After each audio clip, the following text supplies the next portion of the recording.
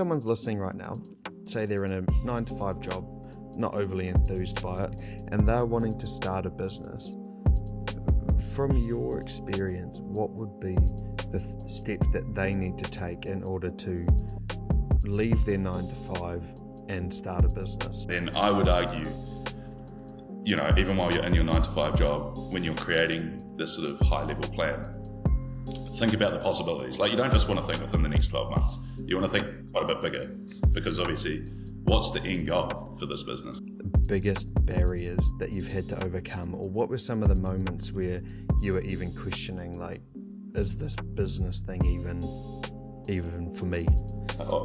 Sometimes I think that, like, on a daily. So this morning, right? No. Yeah. No, earlier this year I had a couple of those moments, but that first year it's testing. What I'm keen to sort of hear more from you on is the mental health aspect of it, and I don't just mean mental health in terms of, I bet it's stressful, all that kind of stuff. It's also, in business, I could imagine that you have to set yourself clear goals and then therefore see yourself working towards those goals, and as a result you're going to experience positive emotion. Welcome along to episode 26. I'm Cam. I'm the host of the Lifting Your Life podcast. I have a bachelor's degree in psychology. I'm a personal trainer and I also work in IT. Today, I'm joined by Tim Fox. And this episode is a little bit different to the previous episodes in the sense that it's more life focused. If you follow the Lifting Your Life podcast Instagram page, you may have seen that I posted a story saying that I'm keen to explore the life pillar of Lifting in Life. So this episode is kicking off that exploration, so to speak. Tim, he is the founder and CEO of Black Fox Electrical. He is also the co-founder and CEO of the Fitness Portal, which is a gym in New Zealand, which has almost got 3 locations. Little teaser there. So with Tim's business experience, I wanted to bring him on to learn more about what he's been through, all the barriers, the learnings, all that good stuff. So you'll find this episode especially valuable if you are wanting to start your own business, if you're wanting to learn more about building genuine connections with people, and then also if you're wanting to learn more about effectively managing your time. Now, any support you can show for the podcast goes a long way, and it also helps me to be able to get these awesome people on the show. So if you can like, comment, follow, subscribe, any of that good stuff, I really appreciate it. And like I said, it goes a long way. Thank you for tuning in to the episode. And remember, you make you. Yeah. I haven't perfected them yet, but yeah. Has anyone ever perfected it? No, That's the question. Always able to be improved, right? I don't even know what perfection is, to be honest. But here we are, Mr. Tim Fox. Thank you so much for coming along today. I was reflecting, and I think you're actually the first repeat guest to come on. Oh shit! No. Pretty big shoes to fill. When we were organising it, I was reflecting. I was like, I think you're actually the first person to come on again. And what's quite cool is that I was listening to our first episode, and at the end of that episode, we actually talked about doing another one. So here we are. But it's like what, a year and a half or so ago at least. I think so. Yeah. Yeah. Would have been. I think that. I think we recorded that in my place in the hut. So yeah, probably would be. Yeah. But I kind of like went through and listened to that. I didn't listen to the whole thing. I kind of skipped through it. But man, we covered a lot in that episode. We like started off with your journey with your racing, and then like journey into the training, bodybuilding, your electrical stuff, the gym ownership. So where I'm at with the podcast, real big overview. There was a lot, man. And where I'm at with the podcast and why I kind of reached out to you is that it's obviously lifting life, and a lot of it is obviously focused on fitness. But where I'm wanting to sort of expand or explore more into is that life pillar. And that's why I really wanted to talk to you again and really hone in on more of the business stuff that you've done and sort of explore that component of your life. Obviously, bodybuilding has been a big part of it the past sort of like 5+ years, but the business stuff, man, you've got so much experience, and you're so young still, but you've got so much experience in that space. Young again, when do we stop saying that we're young? Is it 30? There's always someone older than you. Yeah, unless you're holding a world record for it. Yeah, I suppose that is true. Yeah, but yeah, like comparative to like your age, man, you've done a lot when it comes to business. So that's why I thought it would be cool to sit down and chat with you today. And where I wanted to, is it a car horn? It's a truck horn. It's not for me, so we're all good. Looks like a rubbish truck. So I don't know what's going on there, but anyway. That's right. And where I wanted to start off with today is just getting an understanding of what sort of compelled you to get into business in the first place. We touched on it in our first episode, but like I'm really keen to explore that a bit more and understand like what was the space you were in when you decided like, okay, I'm going to give this business ownership thing a go. You know, what compelled you to move into that space? Yeah, cool. Well, hey, like I think from the self-employment view, I have always wanted to do that. I grew up, obviously my dad's self-employed as well, so that was a pretty big catalyst in it. He restores classic cars as his day job, but he's been a little bit of an entrepreneur as well. He's now started saying not to the level that I'm at, which I suppose is possibly true, but he did a lot as well back in the day. Property and a few business interests. He's actually invested in a movie more recently and that kind of thing as well. So, I grew up in that sort of mindset, that view of that. I don't know why the hell I wanted to get into it, because I saw him working 7 days a week, 12-hour days. So maybe I'm just a bit crazy, but no, there was certain aspects to it that obviously led me to where I am now. We are who we hang around with, and when we're growing up, that generally is our parents a majority of the time. And so that was a pretty big catalyst into it. So I always had that feeling that at some point in my life I would be self-employed. I didn't know doing what at that stage, but that was the catalyst. And so obviously I did my electrical trade.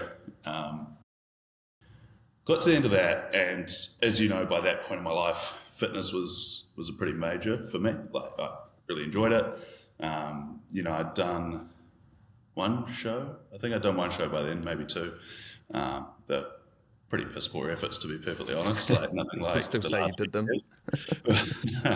But still in board shorts at that time as well. So yeah, we don't need to go there.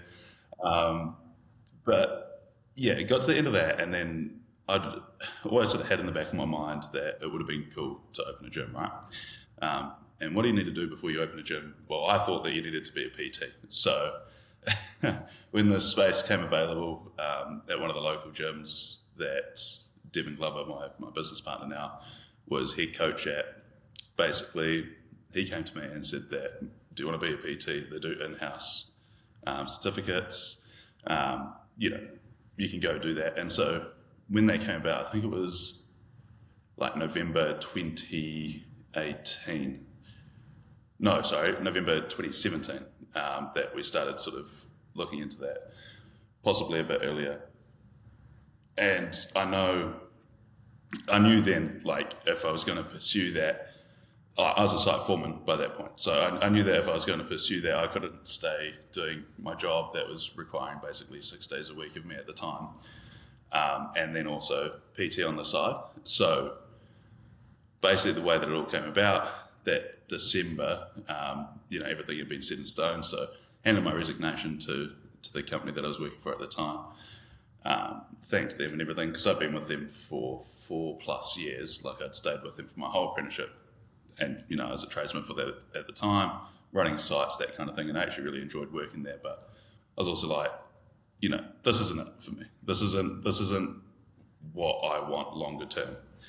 And so yeah, that's how I started self-employment. Basically, was more of a need than anything at that time, and it just fit. Like I was like, this is it. Like this is how I make that next step for me. So yeah, basically did my PT course and started being a PT in that January. I think I did the PT course. We won't say how quickly I did the PT course because you're not supposed to be able to do it that quickly. We'll just push that to the side. But yeah, basically did that, and at the same time I started Black Fox Electrical, and the idea was that by doing that I could do them simultaneously. So I could do Black Fox 2 or 3 days a week, I could PT 2 or 3 days a week, fit them in around each other. And by doing that, I'm not putting all my eggs in one basket in a financial aspect either. Like I've got, incomes from multiple streams straight away, which puts a bit less stress on either business. And to be fair, that first year, I think I made the most disposable income that I've ever made since, because the only person that I had to look after was me. Yeah. And at the time, I think I was just renting. Dev and I were living together actually at the time in Mangaraki. And I think it was like, $180 a week or something, like nothing. And I was, I had it real good. I was like, shit, is this what self-employment's like? That's just easy. This is the life. Yeah, and so I was making pretty good coin a couple of months in, because obviously had a few electrical jobs on the go, and I was picking and choosing what I did. Like, I had it pretty sweet, and yeah, I was PTing still and doing what I enjoyed. Man, there's quite a few elements in there that I'm keen to unpack that I was hoping that we would get into, and we're here already. So the first one thing that I've been learning more about lately is simply just the idea of focus in terms of how you choose to allocate your time, and the idea that if you decide to allocate your time across too many different things, that those things are getting less of your capacity and in theory going to be less successful. So say if you've got your personal training, your electrician business, and you've got your own bodybuilding career, all these different things, the idea is that they're getting 30% of your attention instead of just saying, I'm going all in on the training stuff. But ironically, it sounds like it actually worked out well for you. So what's your view on that idea of focusing your attention on one thing versus spreading your attention across many things? I actually really like that you brought that up. That's very good. So quite early on, actually this came about more with the gym, but when I started that, I sat down with a business coach, and to be fair, I'm quite lucky in the sense that because Dad restores classic high-end cars, he's got a few key contacts there, and one of his key contacts, who's also a family friend now, is a gentleman called Michael Ahi. And Michael, his job is literally to work with high-level CEOs and basically upskill them in a sense of how they can perform better, or it's real broad level. So it could be, where are you going to put your focus this year, or where are you going to put your focus in these next 5 years? Like, what do you ultimately want out of this business? Like, what businesses are you going to invest in? Blah blah blah. And so at that time, Dad's like, "Hey, go have a coffee with Michael, and kind of pick his brain." And Michael, who's a lovely guy, he actually gave it to me for free, this information, which I'm pretty privileged about. Yeah. But basically, we sat down and he said just that. He said, "Hey, look, what you need to do."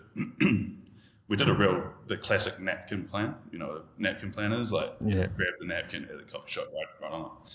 I think it was Steve Jobs or someone like that basically designed, if it was him, it was Apple, but of a napkin plan. But anyway, we sat there and he's like, okay, so you've got these things. So at that point, I had, we'd just established Fitness Portal. So we had Fitness Portal, Black Fox Electrical. We had my PT side, and I think I'd just started come on board with Pace Power Sports, which is like another business. And he's like, okay, so out of these, there was 5. Out of these 5 businesses, like, how are you going to allocate your focus? And, at the end of the day, you've got 100% of energy. So in each week, you've got 100% energy. You could do it, depending on what the business is. I wouldn't go less than a week. I wouldn't go in a day. You're going to split up your 100%, but week or month or year, depending on what's applicable. But basically, out of that 100%, you're going to allocate those percentages into each business. And then the trick is, so you do this. I've actually run through just this with our staff at Fitness Portal. But basically, out of those percentages, so like I think for me, I put Fitness Portal at like 35%, Black Fox at 35%, the other ones were like 5 or 10s. And so then the trick is, you have to stick to those percentages. And that's, I think, where people go wrong, right? Like, yes, you can't put all your focus into one thing. If you're focusing all on one thing, then you should be able to do it better. But there's nothing that basically says you can't do something just as well by sort of splitting up your time if you do it effectively. And I think the key word there is effectively. I think a lot of people miss the boat a little bit when it comes to like spreading themselves too thin, but not actually having a plan around how, like a plan for success, a plan for like, okay, cool, I've got these 3 things on the go. I'm going to put, whatever, like I'm going to put 50% here, 20% there, whatever, 30% there, but they don't actually follow through with that. They don't actually hold themselves accountable. So you have to allocate your energy resources, but then you also have to be like, okay, how many hours can I actually work a week? Like most people are like, oh, full-time job's 40 hours. Yeah, cool, full-time job's 40 hours. But like in reality, how much can you work a week? And like, I know people that work 100 hours a week. I'm definitely not recommending that, because being there, done that, and you burn yourself out pretty fucking quickly. But, you can work a lot more than 40 hours a week, because work doesn't have to be sitting down at the desk or on the tools, right? Like working can be social media. Like it can be whatever, that's relevant to that business. And so when you put it like that, I mean, how many hours a day do people spend on socials these days? I mean, I know so many people that scroll TikTok. Like endless. Endless. So why not put it towards something relevant to you? And so when you break it down like that, so if you've got, your 30%, whatever, and you're like, okay, I can work 60 hours, each week. That's how much I want to work. I'm not going to work any more than that. I'm going to work any less. So every week I'm going to work 60 hours. So that means then that you have to stick to that percentage of that 60 hours working on that business. And when you do that, what happens is, you become a lot more effective and efficient during that time. It's like, I think it was Japan, right? A business in Japan just trialed a 4-day working week, and their productivity jumped up 40%. Yeah, there's been a few studies that have the exact same results. I think there was actually one done in the UK with the same results. Productivity was up. My question in relation to that, you're saying how you divide it into percentages and then you just have to stick to it. What happens if, like, obviously there's the theory, like, okay, theoretically I want to put in 35% of my time to the Fitness Portal, and then that's just in theory. What happens if when you create those allocations in theory and then you put them into practice and you realize that, like, oh shit, this is not enough time, or like, oh, I've got way too much time, and then there's the idea of that you have to stick to it. Would you, it's probably an obvious answer, but would you then sort of redistribute the allocation of time depending on how it actually works in practice? Yeah, I see what you're saying.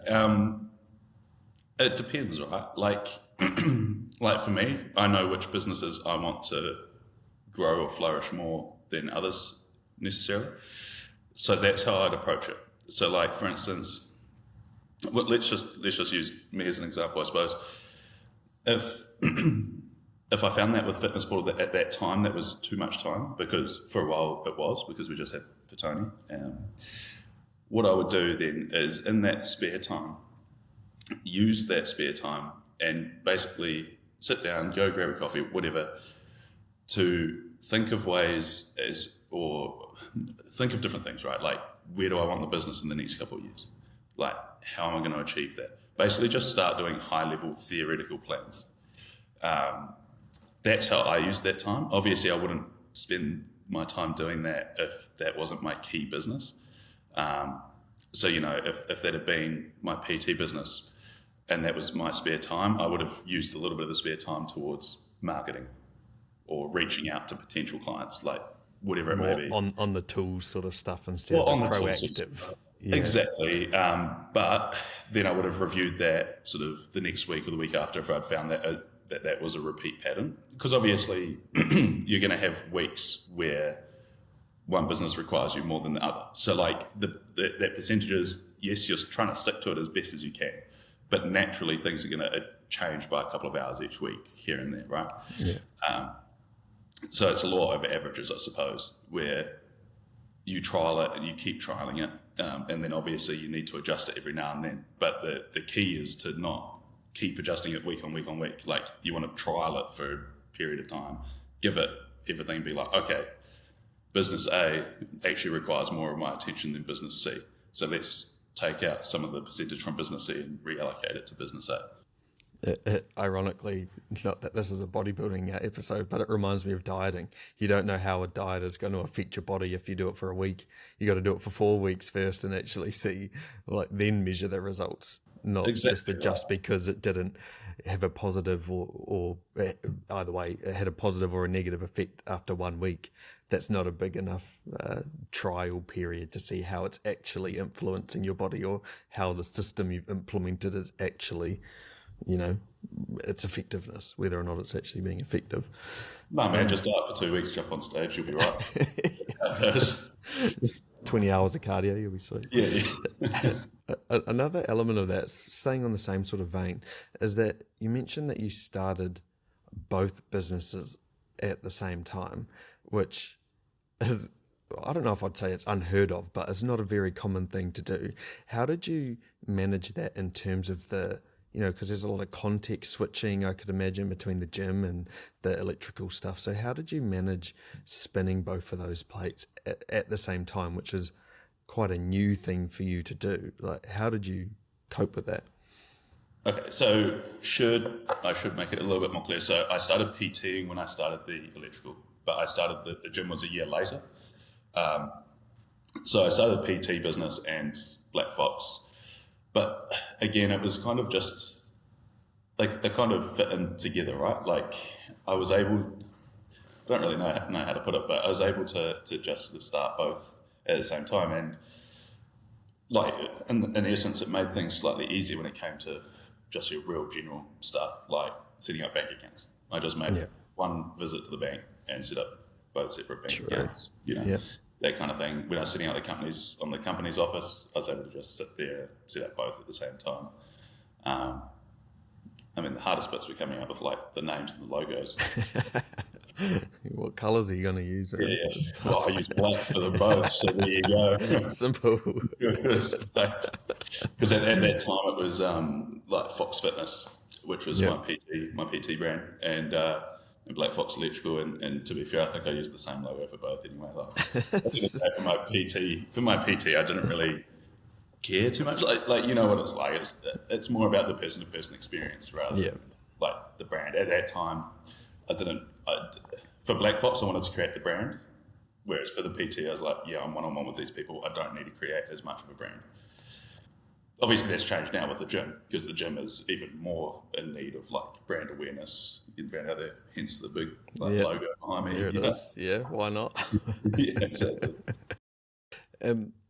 Maybe diving more into the psychological aspects of business. I'd be keen to pick your brain a little bit. So again, like I've been listening to a few podcasts lately, like Diary of the CEO and stuff like that, a lot of business focused podcasts. So what I'm keen to sort of hear more from you on is the mental health aspect of it. And I don't just mean mental health in terms of, I bet it's stressful, all that kind of stuff. It's also in business, I could imagine that you have to set yourself clear goals and then therefore see yourself working towards those goals. And as a result, you're going to experience positive emotion. So when I mean mental health in terms of your journey owning a business, I'm keen to explore both of those things, the more negative stuff, but then also look at the bright side too and how it brings you positive emotion. So maybe we'll start off with I don't want to say negative Should we again, start off but with the sad shit and then end with yeah, the positive? the sad shit. Let's Yeah, so let's end on a high note. so Yeah, no, it's pretty stressful, way. sweet. Anyway, what's the positives? So moving on. No, hey, look, like there's honestly there's so much that we could unpack just on this topic. But yes, okay. So it can like the first 2 years are always going to be the hardest, obviously, and it is a hell of an adjustment. Like I don't think I think I'm yet to meet someone right that has started a business or gone into business, whatever it may be. That's kind of a bit irrelevant, but I'm yet to meet someone that has come out of it and said like, "Yep, it's exactly what I was expecting." Like it's unheard of to kind of hear someone say that. Like, it's definitely not what I was expecting. Like both in a positive aspect and in a negative one. Like there's emotional roller coasters every year. It relates to the change process, right? Is it you start off with uninformed optimism, and that's like where everyone starts off, and then they dive down into the hole, which This is becomes going to be pessimistic. fantastic. I'm going to make heaps of money. Going to have the best employees. I'm going to be my own Everything's boss. gonna go, I'm going to be on holiday all the time, playing golf 3 days a week, and then you're like, oh shit, how do I get there? Yeah. Hey, look, it's tough, and the big thing, I think you said it yourself, like having clear goals. I think when I started, I think I set myself at that time. I set myself 1, 2, 3 year goals because it was quite fresh businesses. Now it's more like 5 and 10 year goals. I did have 5 and 10 year goals. I think I wrote my first 10-year goal when we started the gym. So I think that's a big aspect to getting your positive side. The negatives come if you're obviously not achieving those goals in that time frame, and it's tough. Like starting a business is tough. It requires a lot of like mental resilience, I think, and What probably was a some lot of more the work. Everyone's I was just wondering if we could make it a little bit more tangible. If you could think off the top of your head, what were some of the biggest barriers that you've had to overcome, or what were some of the moments where you were even questioning, like, is this business thing even for me? Sometimes I think that like on a daily. So this morning, right? No. Yeah. No, earlier this year I had a couple of those moments, but that first year it's testing. Like you're dealing with stuff that you've never had to deal with before. It's not taught anywhere. Like unless you're a chartered accountant, you're not going to know about most of the financial stuff. But even if you know about most of the financial stuff, you're still learning about the business side to it. Like it's very rare to find people that go into a business that they may have been involved in for a lot. Like if you have followed a CEO or a managing director or someone like that, and then stepped and taken over their role, you might have a good idea. But again, that's not really starting a new business. That's taking over an existing one. It's just a promotion, really. It's a big promotion, but it'll be a nice one. I'm sure they'll have a big pay packet. But like those first 2 years are bloody stressful, and I think it's something like 90% of businesses fail in the first 2 years. And sadly, that's just a fact. And I think that I'm hoping that stat will actually change post-COVID. I think COVID has made a lot of people more aware when it comes to what is required, just in general, like even Gen Pop. I'm trying to think of specific examples from the first couple of years, but let's just say, like, I was with my partner at the time, and I was quite lucky, like had her full support and everything. Again, she came from a self-employed family, and her brother had actually started a plumbing firm around the same time that I'd started electrical, so we were able to kind of bounce off each other a fair bit as well. And I had a couple of friends, trades, that had also just started out on their own. So you have to have that plan. Like if you don't have that plan and you go into it, you're going to find yourself really stressed really, really fast. Yeah, but for sure, it puts stress on every other aspect of your life as well, right? Like relationships, and like if I mean, I was quite lucky that I came from a family who understood self-employment and what's required. But I can imagine, like, if you don't, and then they see you working 7 days a week or whatever, they're going to question it, right? Like, it'd be natural if your kid's working a Sunday, being like, "Why the hell are you working a Sunday?" Like you need to take some time, and it's like you can't. Like, sorry, but you need to hustle in that first couple of years to make it work. I think from the PT side, what I've seen a lot of is, and I keep drilling into people, they tend to withdraw out way too many funds and not leave enough aside for tax. That's the classic. Yeah. And that's honestly why a lot of businesses fail at that 2 year mark is the tax man comes and asks for some money. Yeah.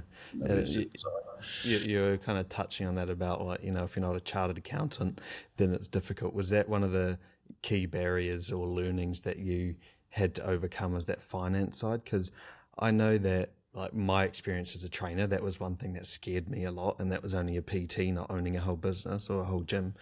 And I feel like that's a point of entry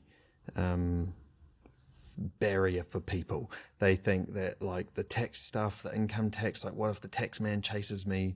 I don't know how it all works. So, yeah, exactly. The debt collector comes over for $100 income tax.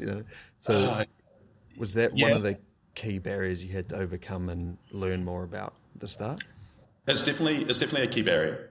For me personally, again, I think I'd done a fair bit of research before I jumped into it, and I'd sat down with relevant people. I can't reiterate enough, like, how if you have access to people that are either self-employed themselves, it doesn't matter how big the business is. If they're self-employed themselves or they've done it before, even if they've failed, even if they've gone bankrupt. I know so many successful people that have been bankrupt 2 or 3 times, right? Like, pick their brains before you start. That's probably the biggest learning that you could take away from this. But yeah, the finance side is tough. To be completely honest, it comes to me relatively easily compared to others. But it is probably one of the biggest barriers. And then the next one is learning how to market yourself and that kind of thing. Like, what tends to happen is you get people that are like one or the other. It's hard to find someone that's really, really good at marketing. Like, it's hard to find people that can wear all the different hats, Like, when you start a business, you got to wear, I think it's something like 7 hats. You got to be the director, you're your own salesman, you're your own admin person, you're on the tools. Like, you're doing everything in the company. And the idea in that company, for most people, is to kind of remove one hat at a time, move down the line until you're literally just the CEO, managing director. Yeah. And then you've got basically high level over that. So if you go into something without a clear plan of attack and, like, how you're going to achieve that, then in essence you're setting yourself up for a hard time. Maybe not complete failure, but you're going to learn in the first couple of months, like, why people have plans.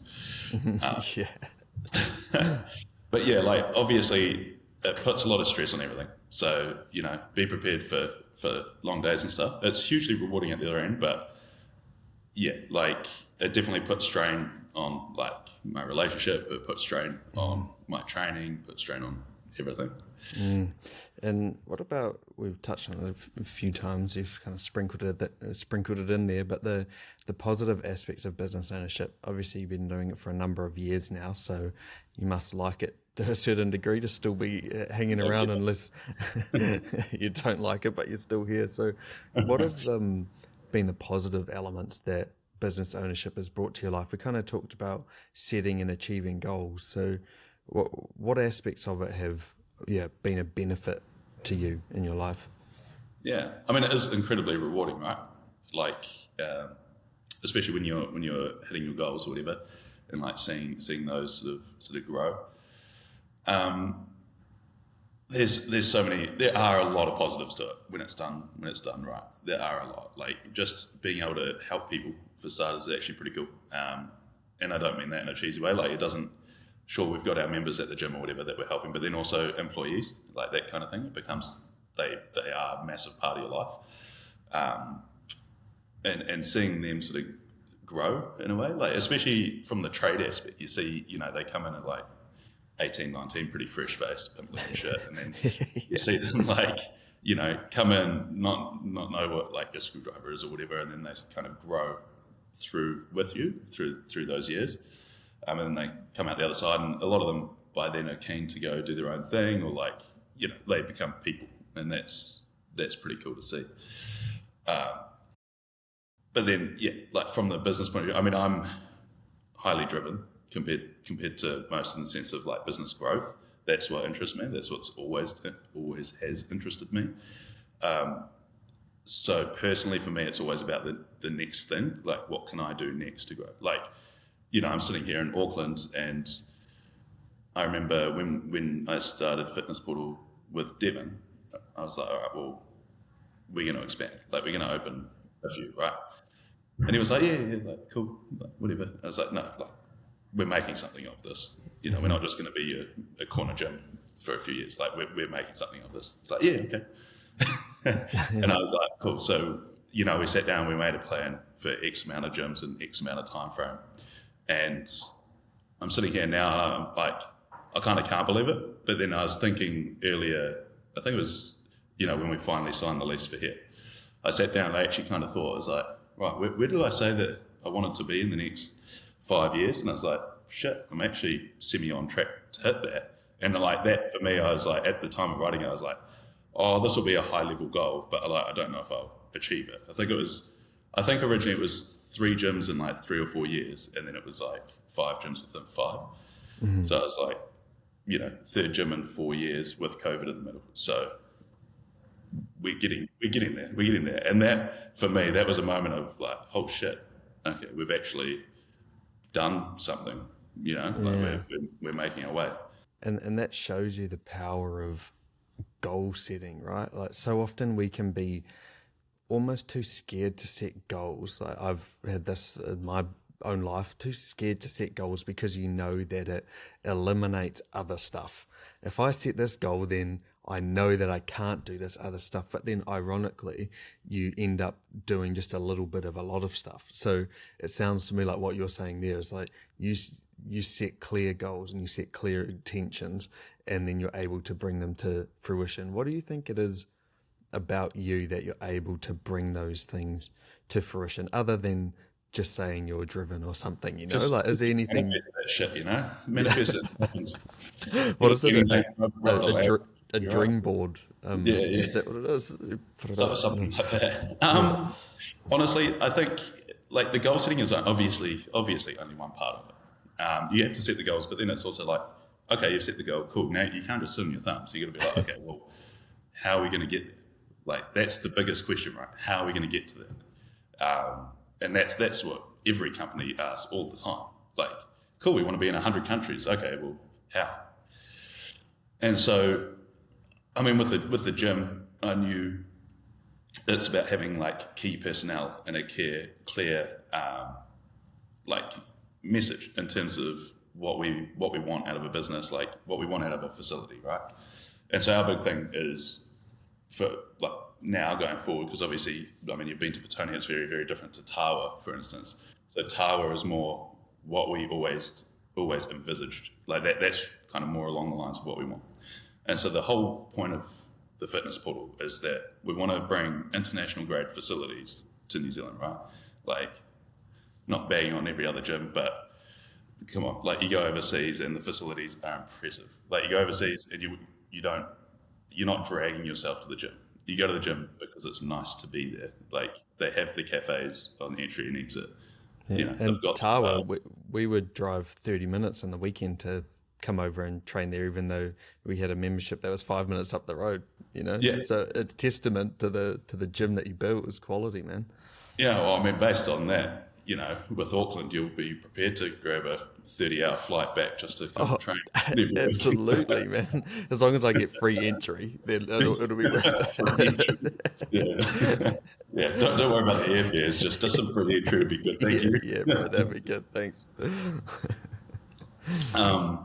But like bringing it back to the core there, right? Like you need to have the key personnel in the key areas in it to be able to assist you to grow. Mm-hmm. So when we started Tawa, we brought on a because that's really where the growth happened. Like, let's be honest, like Batoni was kind of me and Devin just pissing around a little bit, like giving it a go.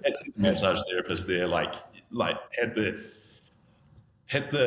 idea, but not really executed how we wanted yet. Tower, great. Like, we get in there now. You know, we've got little things like the vinyl floor, the wooden floor that like is a bit warmer when you walk in rather than carpet tile. I mean, not saying which gym just has carpet tiles everywhere, but I think we all know. And it's pretty miserable when you go there, especially at 3:30 when all the high schoolers are there. But, you know, you walk in, you've got the wooden vinyl there. You've got, I don't know, Paige made protein portal, for instance. You know, awesome idea. Like, we have that available. We've got coffees there. We've got a place to sit and free Wi-Fi to work on your stuff while you're there. Like, we have all that. And you go in, and it's a nice big open facility. And we've got, you know, what I'd say is arguably very, very good equipment, a massive range of equipment. And that's bringing that more like sort of international feel to those facilities, and that's really what we want to do. So when we started Tawa, we had that vision. We executed a bit. We brought on a couple of key people, namely like Paige and Taylor. So Taylor is who I've started Auckland up with, and then Paige obviously now is like our COO, more or less. So she's high level kind of driving the growth overall in the business alongside me. And obviously she's in charge of daily operations as well with the club managers. So basically we've created a new sort of, I suppose, hierarchy for lack of a better term, where like we have, you know, the reception staff, the PTs, everything like that, and then we've got the club manager at every club, and then they basically talk to Paige or talk to me or Devin or whoever, and work off of each other to basically steer the ship in the right direction. And so that's how you can create that sort of growth plan from there. Like, without Paige, that then would fall all onto myself, Devin and Taylor. And then all of a sudden everyone's spread too thin and you're not achieving those KPIs or the goals that you want to hit. And then you can't be living in the future. You have to be living in the now. You're putting out fires as they appear, as opposed to being proactive. You know, you're being reactive, not proactive. Yeah. I'm getting the sense that you actually said the word direction. Is that a large part of the positive emotion that you'd be experiencing from this journey is that you have a clear sense of direction? I feel like there's so many people, and I'm sure we've all been there, that feel like we have a lack of direction and we're kind of just like turning up to our jobs and then we're going home and then we, you know, just on repeat doing the same thing and have, you know, a lack of direction, and therefore that also induces anxiety as well because, you know, you're not too sure what your goals are, what your target is. So has that been kind of an overarching theme for you, is that you've always felt quite sure on the direction that you're heading and where you're wanting to go? Yep. I've always been clear to myself with where I wanted to end up, just in life in general. And so I suppose that's kind of where it started for me. And I'm like, okay, well, how can I achieve this? Well, as we know, like, because we talked about it earlier, like the gyms for me is like, they're definitely a passion thing. Like I love them, and that makes it easier for me to work on them. Like, probably too much, you know what I mean? Yeah. So in essence, like direction is incredibly important, and it's funny like how you said that about people just kind of going through the processes, because it's so easy to do. It's so easy to do without even realizing it. It's comfortable, like, man. It is comfortable, but you know, you got to get comfortable being uncomfortable. Yeah. But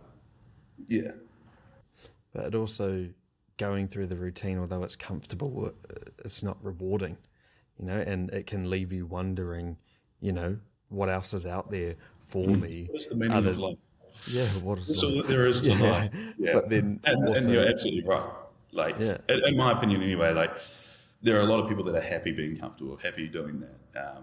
I'm not one of them, but there are a lot of people that are out there that are happy doing that. And there's I won't go as far as saying there's anything wrong with that, because there's not. It's human nature.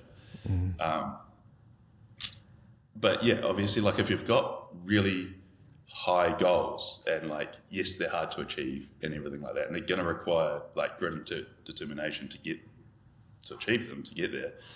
But when you do achieve them, obviously that's going give you pretty good endorphin release. Like you're going to be feeling really, really good, right? But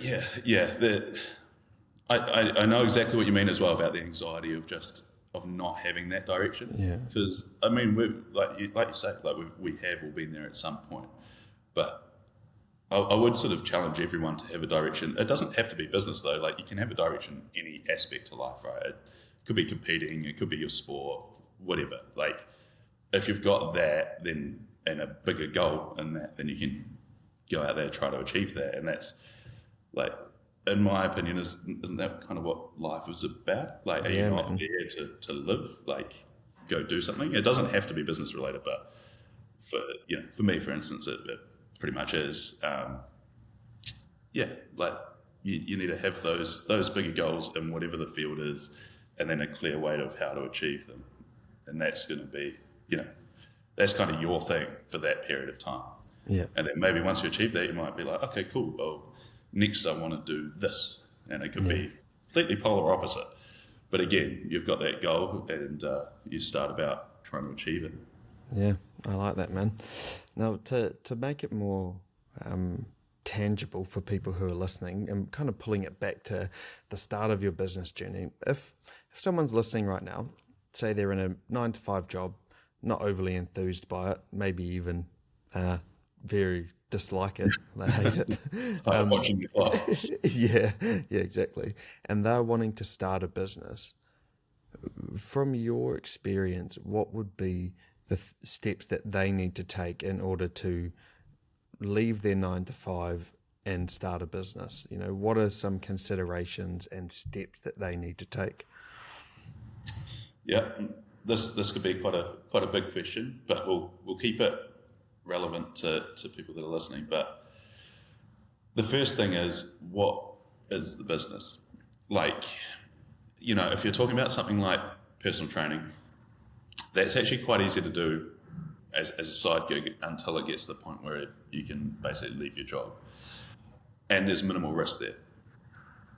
As soon as you start having overheads, so like employees, rent, I don't know, XYZ. Products or something like that. Products, whatever it is. Yeah. Obviously, that's when it becomes a lot more stressful and you need to make a lot more money a lot faster. When you just have to look after yourself, like that was part of the big reason why, to be fair, why it's worked so well for me. I think when it started, it was just me. I literally had my ute, had my tools, that was it for the electrical, and then I just had myself to worry about for the PT. So like, if I didn't make any money one week, that's cool. I just lived off my savings for a week. That's probably been my biggest learning as I've grown, is like, yeah, the numbers coming in are bigger, but so are the numbers going out. And when the numbers going out are bigger and then you have a couple of bad months and there's less money coming in, it's not $500 or $1,000 that you need to come up with to pay 5-6 people. You're talking about 30-40 grand at a time. Yeah. And that's when it's like, oh shit, okay, I've got people's lives in my hands. Like you don't really want to go mucking around with that. So depending on what you're comfortable with, and that this will come down, I think, a lot to the individual, obviously, and a lot to where they're at in life, and also what they're wanting to start a business in, because there's endless possibilities. I mean, if you've got like a product that you've invented, I'd say like trademark that shit and go out there and get some big investment, because you should use that, Mm-hmm. And make sure you don't tell everybody. Don't go telling everybody your great idea, apart from those that you very much trust, and get them to sign an NDA or something. Yeah, I don't know. The last thing you want is someone stealing your idea. But yeah, like the first step is come up with your idea, come up with a plan, spend a bit of time on the plan and the brand. Then depending on what it is, if it's something like PT, to be fair, like in my opinion, there's really minimal risk just going out there, getting your cert, and then doing it on a Saturday or a Sunday for like a month, finding out if you even like it. Like I'm going to put it out there. PT was not what I was expecting. Yeah. Like I was used to working long hours, like obviously coming from a trades background, but the emotional drain that it had on me, like, it was massive. I was like, man. Oh shit. It's quite an unexpected. Yeah, it's an unexpected component of a service like that. Yeah, like, you know how hairdressers get that rep for always sort of like chatting? Like, Yeah. PTs know shit. Like, Right. we've If heard it you're all. We have resting heard two it all. minutes, yeah, if you're resting 2 minutes between a set and you do 20 sets, like that's a lot of time resting, and you're not just going to stand there awkwardly in silence. Like, it's going to be filled with talking. And do you remember when people were moving and, you know, starting to like get sort of like hormone release and everything like that? They tend to be a lot more open, Yep. positive or negative. You know, like you hear a lot. You hear a lot. Yeah. Yeah. But you know, be prepared. Like you need to be prepared for whatever you're getting yourself into. But bring it back. Like it varies so much. Like business to business. You know, and everything like that.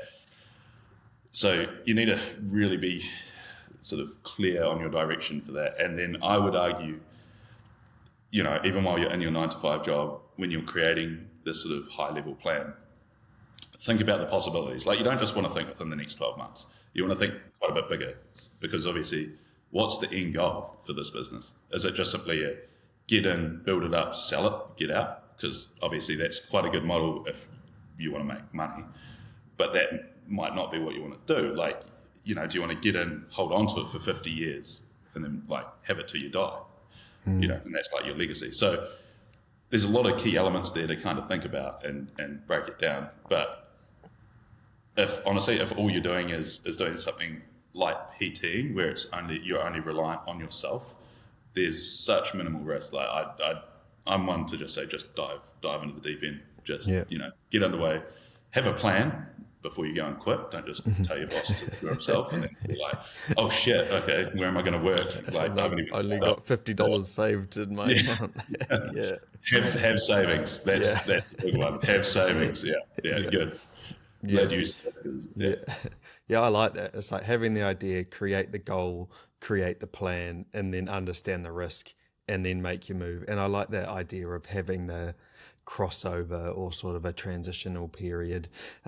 If you can sort of dabble in that business and also work your job, then you get a way more sort of clearer picture on, like you said, whether or not you actually want to do it. And I suppose you would also understand whether or not it's lucrative enough for you to leave your job and all that kind of stuff. You don't want to leave and then your business makes no money and exactly. you're there without a job. You have to make money to live. That's just effective life. Yeah. No matter what the business is. I mean, actually, you just brushed on it, but you could ask like 50 people, like write down, it doesn't have to be 50, write 10 to 50 people down that could, if you're looking for investors, for instance, that would be like investors, so friends, family, all of that. Or if you're becoming a PT, people that you could potentially train, like your friends, family and stuff, right? Run the idea past them. So like from an investment point of view, if you're creating a business that you think would be worth something, create the idea and then have those people there. And in quite early stages, approach the first 10, say, that you really trust. Go to them and say, hey, look, like, I've got this idea. Like, if you wanted to invest, what would you want in return? Because sure, you get equity, you get shares, all that. But often people want a bit more, like especially the ones that are close to you. They want something, you know, a bit more personalized, a bit more of you. So, you know, have those conversations. Don't be afraid to reach out and have those, because the more people that are on your side, the more successful you're going to be earlier. I mean, like by the time that I hit the gym floor PTing, I think I had 5 clients. Yep. And that was just for me when I started my cert, basically started reaching out to people and being like, hey, like I'm now becoming qualified in this. Like, would you be interested in training with me? I'll give you the first 2 weeks, 4 weeks free. But you know, I want to be seen around the gym, blah, blah, blah. And I like that idea because that relies on you being vulnerable. You know, you're getting rid of your ego.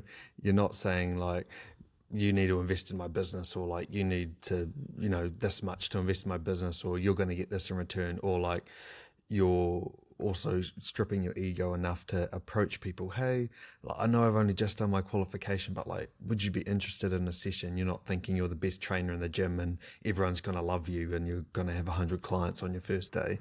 You're willing to put your ego to the side and approach these people openly. Definitely.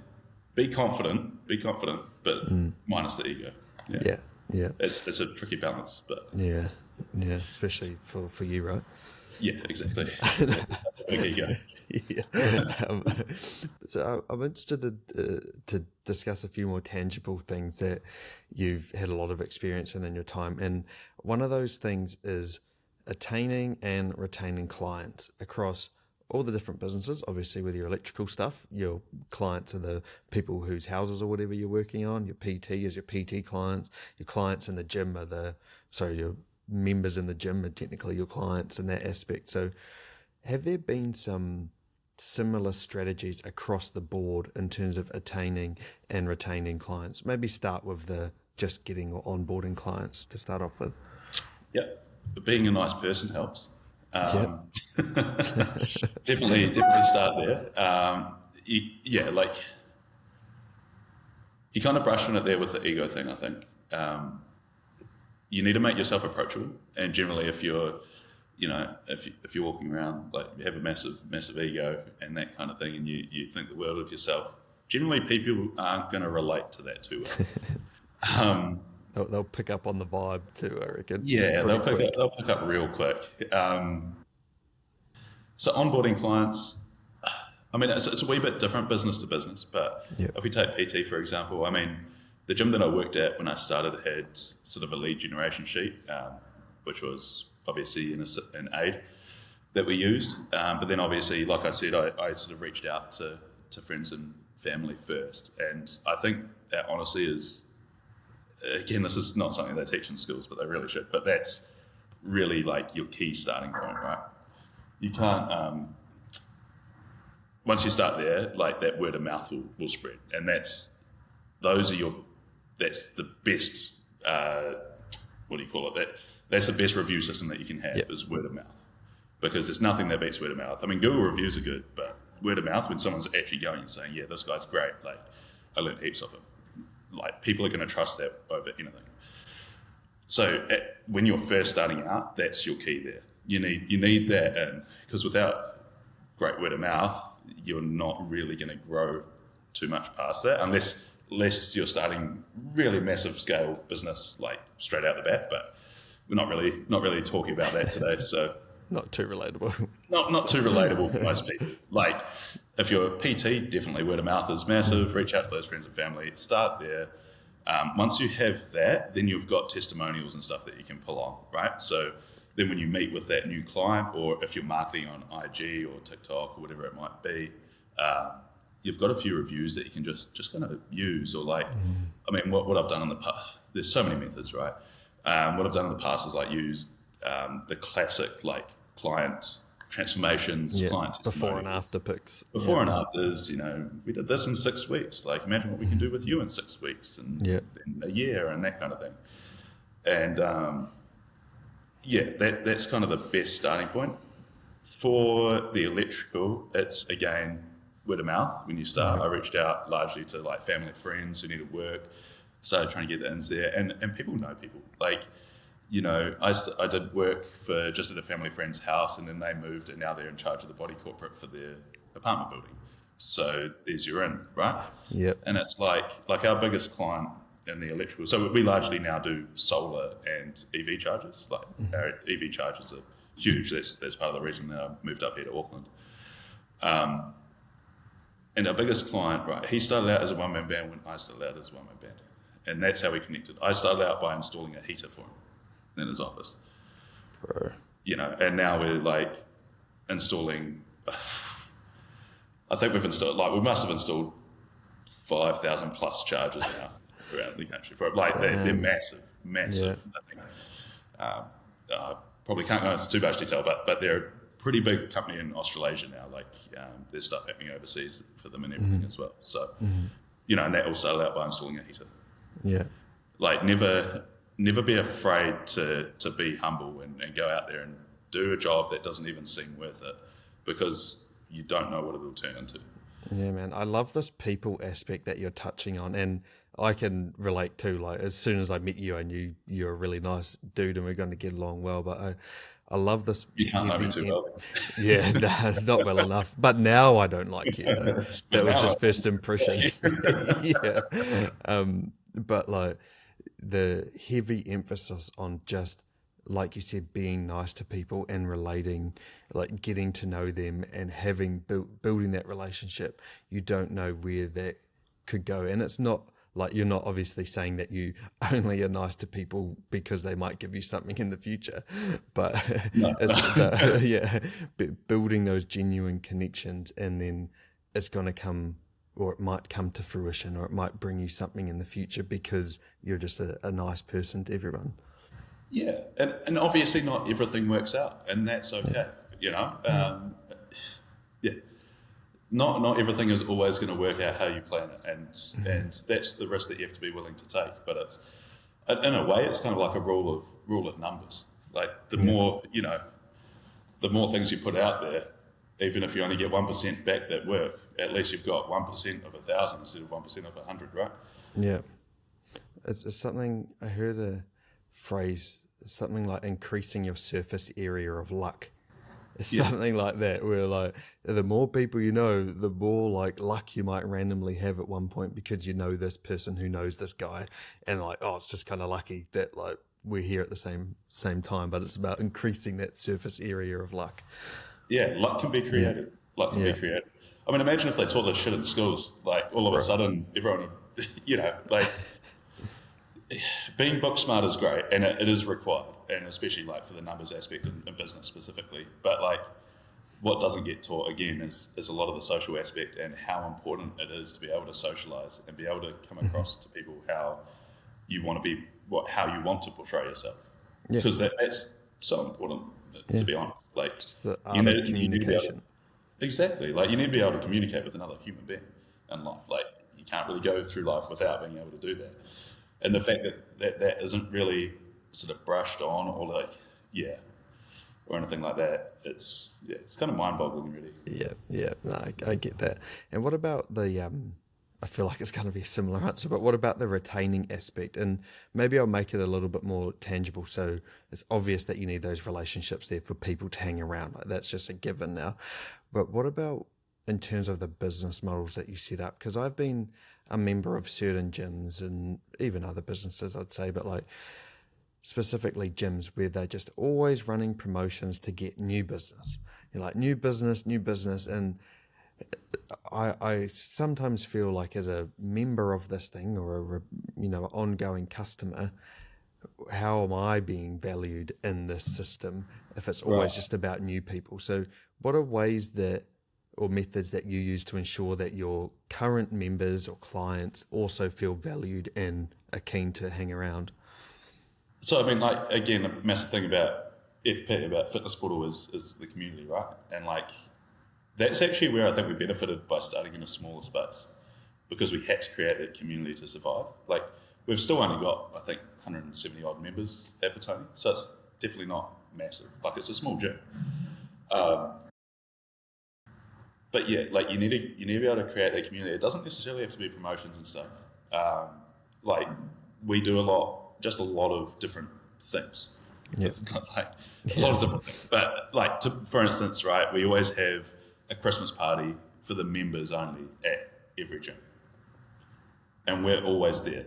That's the key. You got to be there. Like people trust what they can see. If they can't see the business owner, like whatever, or the key personnel, like why would they stay? They don't have that connection as such. Yep. As soon as they can put a face to the name and everything like that, if they're going to go cancel, they're going to feel a little bit guilty.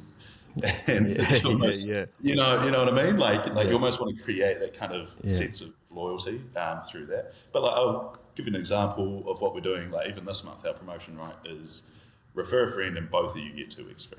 So it's not just benefiting the new client, it's benefiting the existing client. Yeah.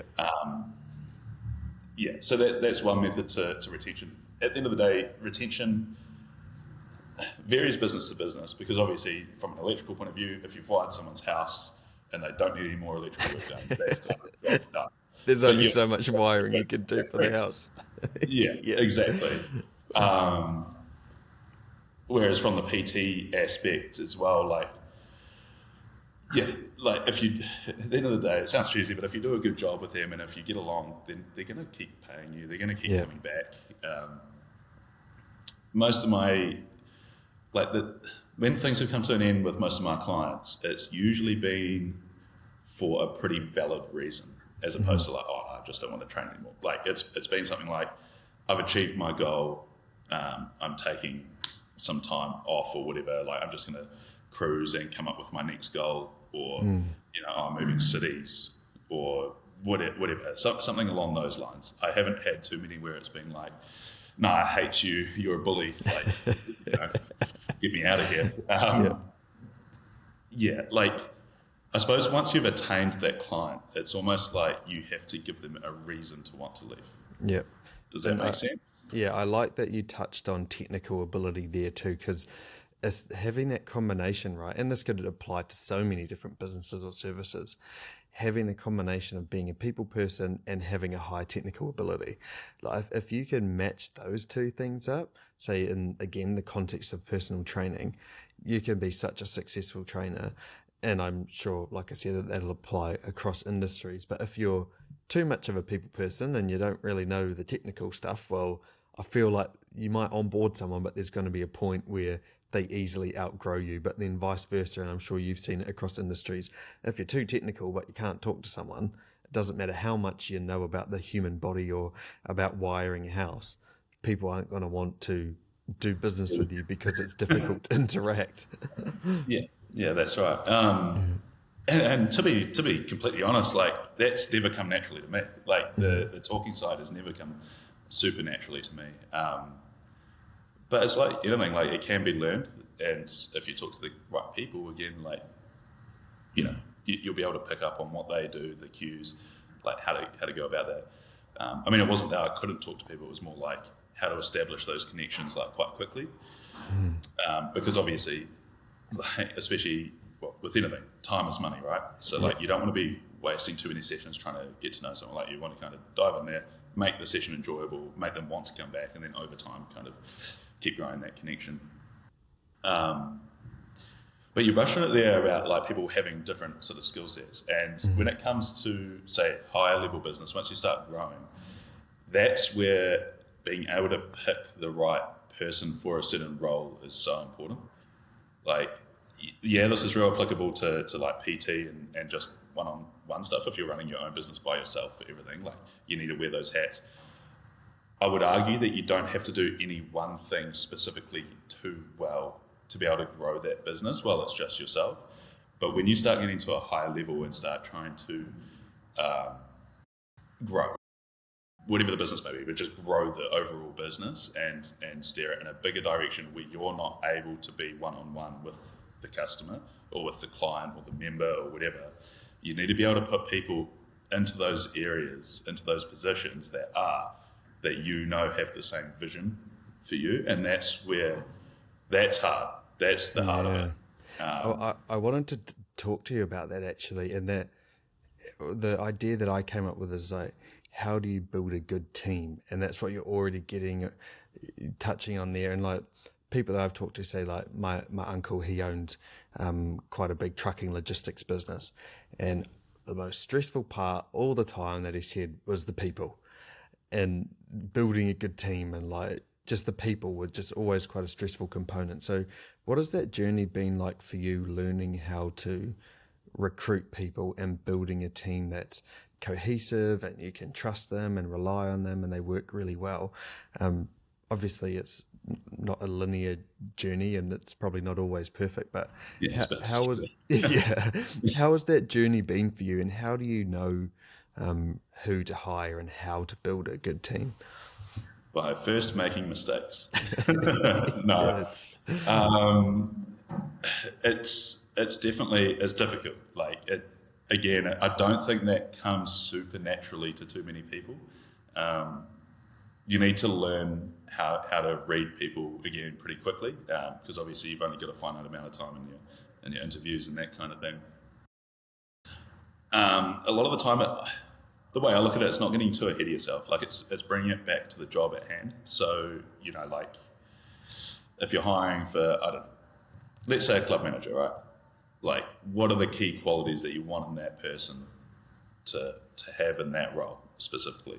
And then, so when you're interviewing someone, like, you might get along with them like a house on fire, right? Like, it's great, conversations flowing. But you also have to remember it's not a date. Like, you know, you're not there for that. So you need to also bring it back relevant to what you're trying to do. So it's difficult. It is difficult. And I've had a fair amount of trial and error. What I was going to say is I've been quite lucky in that I've grown the businesses alongside each other, but also relatively slowly. So I've had time, you know, one employee at a time to kind of learn, and definitely not perfect because, you know, nobody's perfect, but it also just takes repetition. It's like doing an exercise, like you need reps of that, right? And definitely made a few poor judgment calls before, but you know, it's just part of it. It's part of business, part of life. I would say just keep it relevant to that role that you're trying to fill. If you've got multiple roles that you're filling and you're interviewing someone, like, and they start out for, say, I don't know, a club manager, but then you start interviewing them and they're like, oh yeah, well, I've got 10 years PT experience, you know, I've got heaps of clients, I know a lot of PTs, and you're like, oh, well, actually, we've got a head coach role available. And you start asking questions relevant to that.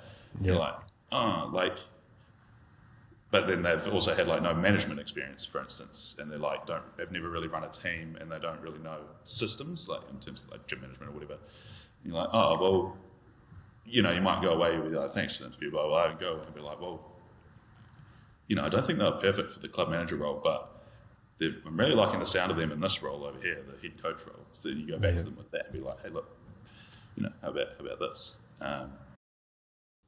You need to be able to break down what people are actually looking for, I think.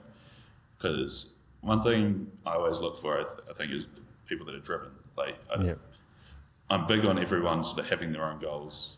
And especially in this time and age, right? Like, so easy to start up a business on Instagram or whatever, TikTok. Yeah. Like, why do people not want that to happen? You know, like, it's just people to get there. Let's not bring them down. Like, I know New Zealand's pretty known for this, but like the classic tall poppies situation, right? Yeah, absolutely. Like, why the hell are we holding each other back? Like, let's try and assist. Let's try grow. Like, everyone can have enough. Like, you know, it's not finite. These massive countries all around the rest of the world do it. So why the hell are we trying not to? Yeah, man, I feel that. And pulling it back to the interview situation and onboarding, I almost want to flip the switch a little bit, because you've interviewed so many people, and one aspect you touched on there is that you like someone coming in who's driven and has their own personal goals, and that kind of made me think, do you feel, because I feel like I felt like this when I'm on the other side of the table being interviewed, that you're almost apprehensive to come across as not necessarily too driven, but have all these other ideas that you want to pursue yourself, because it might almost feel like a red flag to the interviewer, like, oh, this person like is only here to fill in the space before they go off and do their own thing. Or would you say, obviously for you it's the reverse, but what would you say to someone who's too apprehensive to explore those in their interview? Within reason. And again, I think this comes down to if you're in that, you know, in the going for the role in the employee position, you need to like the employer, obviously, like the interviewer obviously isn't going to want someone that's just going there to make some money before they bugger off and go do something else, right? So it's about trying to bring it back to how it could help them, I suppose. Personally, I'm just a fan of driven people because they, to be fair, they tend to have a really good work ethic, and they also tend to get along with the people that we've built our company around, right? And that also, if people have those abilities that drive, they tend to be the ones that want to go for that promotion. They tend to be the one that, you know, wants to assist the business to have another 10 gyms or whatever, make that next big step. And I think it's about bringing it back and being like, hey, look, like, you know, like have your side business. Like, I'm more than happy for you to do that. You know, I could even assist you with that. But, you know, this is still sort of what we're wanting, and we'd love for you to be part of that journey in a bigger picture potentially down the track. And he would potentially there. You can't go committing yourself to a guaranteed promotion, but like just put that sort of in their minds, and then that gives them an ability to go away and be like, oh, cool, like this business isn't like a big corporate, like they actually value what I have to say, and I think that's something that tends to get lost a little bit, I'd say, in bigger companies, and the beauty of being a smaller company, a bit more hands-on, with sort of the right people in the higher up positions, is that we've got that ability where, like, I don't know, even if if our receptionist has a great idea, it's still able to get told to us, and like they've got that ability to have direct sort of conversations. Less hoops to go through. Exactly, and it's like, oh, cool, that'll work, and then it's like all of a sudden you're feeling like a more integrated part, like integral part of the business, right? Like you're more integrated into the business. And I feel like that's actually just what people want a lot of the time, is just to feel heard. Yep, 100%, man. Feeling valued. And what I thought there is that, in terms of the question that I asked you, if you are a driven person and you take that attitude to your interviewer and they don't want you due to that, you probably don't want to work for them anyway. And for all the reasons exactly like you said just then, because they're going to hold you back, all that kind of stuff. You want to work for someone who fosters that growth sort of mindset that you bring to the table. Yeah, I mean, if they're bringing you down just in the interview process, then imagine what it's going to be like working for them. Yeah, exactly. It's probably not a great sign. Yeah. But again, like, obviously if you go in there and be like, oh yeah, I want to start my own company doing the exact same thing that you guys do in a year's time, they're probably going to take all your IP. That's a red flag, mate, you're out. Like, See you later, mate. You have to be smart about it. You have to be smart. Yeah. I feel like we're almost at the end here, but I got one more thing I want to pick your brain on, and that's the idea of obviously being a business owner. Now it's a little bit different, I suppose, because you've got a team and stuff, but did you often reflect on the idea that as a business owner, you're only responsible to yourself and you're not having to report to a manager who is dictating your workload? Was that something that you contemplated on a lot? I wouldn't say contemplated on a lot. It definitely crossed my mind. And now what I've come to realise after a couple of years is my clients are my boss. Yeah, true. Like, everyone always has a boss. It doesn't matter what role you are, like if you're president, you've still got a boss. It's the people, like you can be voted out. It did cross my mind.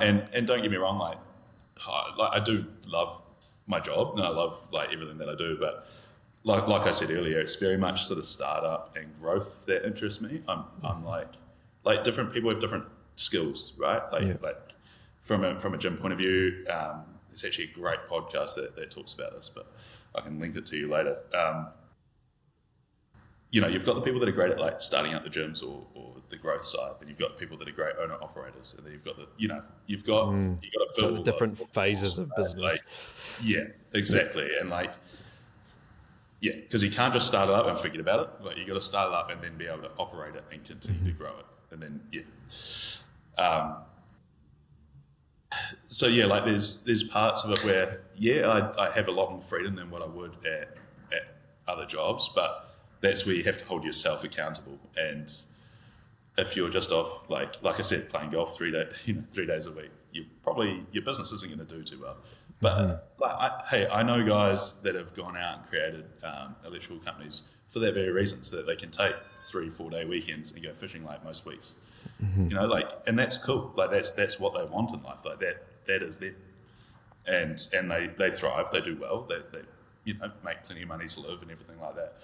So there's no perfect answer for everybody. Like everybody has their own sort of sight, goal, whatever it may be. It relates back to that goal or intention right at the inception of the business, like you talked about. And it's the question, so a big part of the reason that I started when I was 24, right, was I wanted to be in a position when I got to 35, so it was a 10-year plan, that I was financially stable enough to kind of do whatever it is that I wanted to do, be wherever it is that I wanted to be, and not have to worry about income as such, or like, I can think about the next thing, sure, but I'm not tied to any one place. I'm not tied to any one thing. And so that was my 10-year goal. That was my big goal. I knew that I was going to have the electrical and the PT, but then that was like, okay, well, what's next? Like, how do I get there? And yeah, like obviously now with the inception of Fitness Portal and sort of the direction that's going in, like it's really exciting to see that could sort of get to the point where it's, well, we're well underway to being like nationwide in New Zealand, and then it's like, okay, well, Australia, like it's starting to get to that kind of point where it's like, okay, well, what's next? Like, what is our new 5-10 year goal? But again, I always pull it back to that I wanted to be financially stable by the time I was like 35, really have like a family and all that kind of stuff, and settle down. But yeah, like that's sort of what I always pulled it back to. I was going to say, I don't know if you'll ever settle down, but your version of settling down. My version of settle down. Like everyone's got a different version. Yeah, absolutely. No, that's spot on, man. And I really appreciate your time again coming on today. I personally enjoyed it because I'm wanting to start up a business at some point as well. So that's another for my own personal interest. Personal benefit. Yeah. Thanks for the mentoring session. Anyway, I appreciate your time, man. And if people want to find you and also obviously find the Fitness Portal, like you got the banner in the background, where are the best places for people to find you and the Fitness Portal? We're incredibly active on Instagram. So I'd say Instagram. So now we've got 2 accounts. So we've got Fitness Portal Valley and Fitness Portal Auckland, AKL. But to be fair, if you type Fitness Portal, it'll come up. And to be fair, Instagram for me as well, probably, which is just Tims_bodybuilding. But yeah, like give them a follow. We've got a cool opportunity coming up soon where people can be like a bigger part of Fitness Portal as well. That will be launching. I think it's going to come about late September. So yeah, that opportunity will be there. And obviously we open here in Auckland on October 15th, the day after the IFBB Nationals. Damn, that's close, bro. It's close. Wow. Exciting stuff. But honestly, this facility is it's like Tawa on steroids. Like it's what? Yeah, like it's cool. It's real cool. Yeah, I'm excited. Yeah. We'll have to fly back for the opening because you'll pay for us to come over. Hey, careful, I'll hold you to that. Yeah, no, I said you'll pay for us to come over. Yeah, right. We'll just quickly run that past the financial. yeah, it'll be fine. Yeah, no, she'll be right. Sweet. Thanks heaps, man. And yeah, I'd recommend everyone listening or watching to check you guys out as well because you guys do some awesome stuff with your community. Cool. Appreciate it, man. Thanks for having me. Oh, good.